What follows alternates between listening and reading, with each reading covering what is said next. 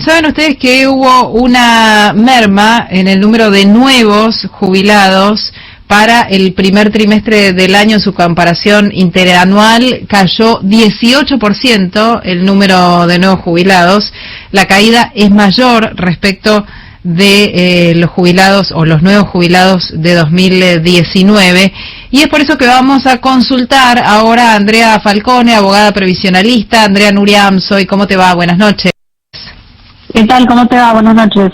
Bueno, preguntarte en principio, ¿cuál sería la lectura de estos datos? Entiendo que son los correctos, los que acabamos de dar, porque son datos oficiales. ¿Y cuál es la lectura? De la Secretaría de Seguridad Social. Bien, ¿y cuál es la lectura de por qué un 18% para el primer trimestre y una caída mayor respecto a 2019?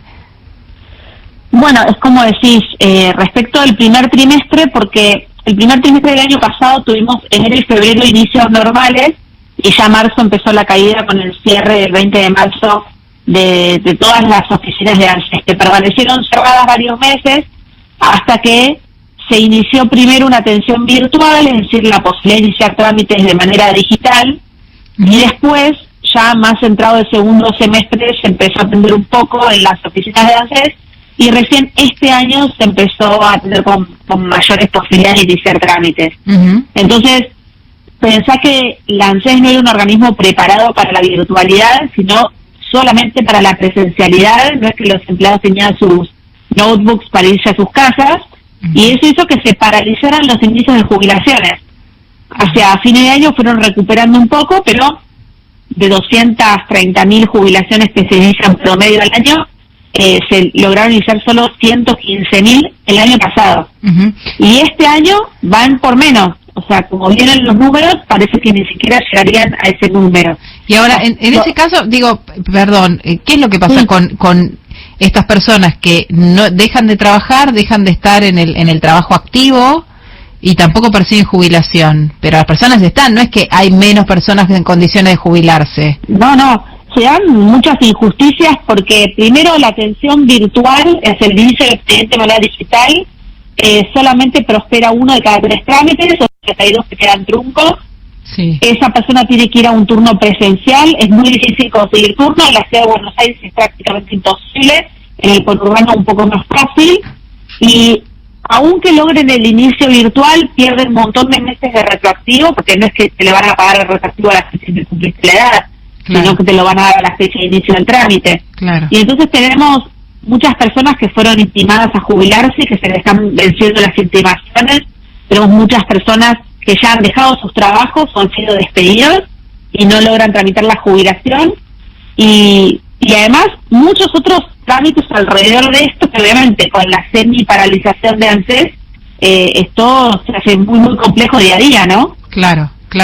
Ahora, aquellos que consiguen jubilarse, desde que empezaron a hacer el trámite, y tal vez es un trámite que hoy está llevando ¿cuánto tiempo a una persona que empezó a jubilarse al principio de la pandemia? A presentar los trámites o el papelerío en forma virtual, o que primero las oficinas estuvieron cerradas, después hasta que se organizó la virtualidad. Arranca con los trámites.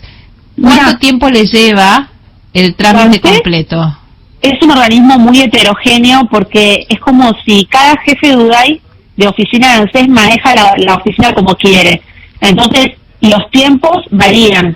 Quizás una jubilación en algún UDAI de La Matanza tarde un poco menos que en la Ciudad de Buenos Aires, que están demorando más. Pero en promedio tardás entre 3 y 6 meses en lograr, desde que empezás todo hasta que lográs jubilarte, descartando los meses que quizás estás perdiendo el tiempo en la atención virtual y que el trámite no avanza, ¿no? Digo, aquellos que logran obtener su jubilación, pero que la empezaron mucho antes, que no decimos, yo te preguntaba recién cuánto tiempo exactamente, pero es como, puede ser, no sé, un mes, como 10, entiendo, ¿no?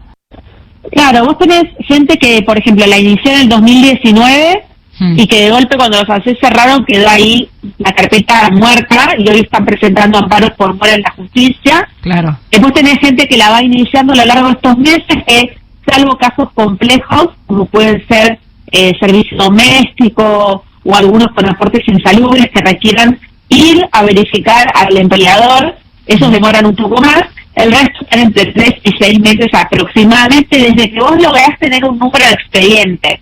El número de expediente es cuando la atención virtual prospera o cuando lográs un turno presencial. Bueno, digo, cuando te sale la jubilación, ¿se te ajusta o se te actualiza de acuerdo al momento en que iniciaste el trámite? Te van a pagar un retroactivo a la fecha según algunas particularidades, pero prácticamente la fecha que lograste el inicio real y concreto, que es cuando te dan un número de expediente, básicamente. Entonces, capaz que está pagando 3-4 meses, pero los 3-4 meses anteriores que perdiste dando vueltas en la atención virtual, eso no te los van a pagar. Claro. Con lo cual también ahí hay un ahorro del Estado muy importante. Claro. Digo, bueno, Nuria, destrabate. Porque lo que pienso es la persona que no consigue enseguida el número de trámites, ¿no? Pero que es intimada a jubilarse. Sí. En ese periodo, ¿qué pasa? ¿Eso? ¿Tener la suerte de tener a alguien en tu familia que te ayude económicamente? Mirá, no tenés la posibilidad de vivir de ahorros. Sí, nosotros, por ejemplo, en mi estudio, a las personas que las intimaron y no han cumplido, no han logrado hacer el trámite del año, estamos igual presentando una presentación en la empresa para frenar, digamos, preventivamente el vencimiento del contrato laboral, porque hay muchas dificultades, no está normalizado el servicio de asistencia de público y notorio conocimiento. Así que ahí nosotros estamos accionando y la verdad es que ahora las empresas están bien predispuestas a esperar a que efectivamente la persona pueda concluir el trámite para evitarse un reclamo laboral, ¿no? Las empresas están haciendo lugar a este pedido de retener al empleado que todavía no tiene posibilidad de jubilarse. Sí, porque pensás que esa persona tiene el trámite iniciado, está a 2-3 meses de que seguramente le salga acordado de manera favorable, y darlo por digamos, desvincularlo, implicaría exponerte a una demanda laboral, porque en definitiva el empleado no se puede jubilar porque el Estado no le da las herramientas para poder hacerlo. Claro. Entonces, el empleador prefiere conservar a esa persona 2, 3, 4 meses más hasta lograr la conclusión del trámite y evitarse así un reclamo laboral que muy probablemente lo pierda, ¿no? Claro. Qué momento difícil ¿no? Para los jubilados o para los adultos que ingresan en la tercera edad. Sí, pero digo específicamente para ellos porque están con esta situación que vos bien nos relatás, con la dificultad en muchos casos del acceso a la vacuna, como para quedarse tranquilos, digo la dificultad porque no es algo que sea rapidísimo, teniendo que quedarse guardados en casa, sin la posibilidad de ver a sus seres queridos, digo, por una cuestión de no que nadie porque no los deje salir, sino por el cuidado real que tienen que tener por ser la parte más vulnerable de la sociedad respecto de la enfermedad, con una canasta que aumenta, digo, es ciertamente muy complejo, ¿no? Con dificultades en el sistema sanitario. Sí, yo creo que es muy complejo, igual todo el panorama general, lo que quiero decir es que solo lo que pasa con los jubilados y futuros, con los adultos mayores en general, es que han venido muy golpeados a lo largo de las décadas, entonces este momento es como el golpe, ¿no?, definitivo. Hoy estábamos viendo los números que publicaba Ismael Bermúdez y 7 de cada 10 jubilados o necesitan moratoria o llegan a una pensión no contributiva a la vejez, no llegan a jubilarse, o sea, solo 3 de cada 10 jubilados tienen los 30 años de aporte. Sí. Entonces, estamos caminando hacia una debacle del sistema previsional, te diría que lentamente, pero se va acelerando en el último tiempo, y pareciera que esto no está en la agenda de nadie, ¿no? Pareciera que nuestros viejos no están en la agenda de nadie. Entonces, eso, obviamente, anímicamente empeora las cosas, porque si esta fuera la última generación de jubilados que se sacrifica, después de que ya tenemos el ejemplo de Norma Plan en los 90 y de todas las generaciones, sería la última que se sacrifica para sacar esto adelante. Pero parece que el sacrificio de las generaciones de jubilados no tiene fin. Tremendo. Andrea, gracias por este contacto. No, por favor, gracias a ustedes. Te mandamos un beso grande. Andrea Falcone es abogada previsionalista y pasó por CNN Radio. ¿Cuándo